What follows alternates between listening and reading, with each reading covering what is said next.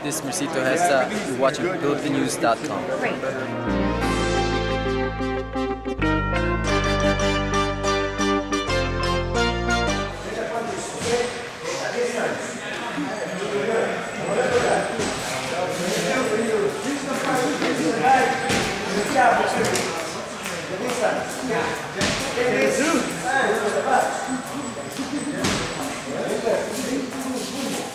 We're still waiting ba PBR din ang sunod na laban. So hintay pa kasi yun na, naghihintay ng magandang opening. Sana makalaban tayo kay Tyson Marquez. Yun ang gusto kong kahit sino sa 112.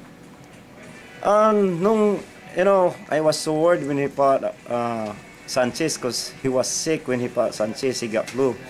So nung na-knockdown niya, then the third round, he threw a lot of combination. So I told him relax because he might get run out of gas. But that's why nakita mo nag-back up siya. So yun.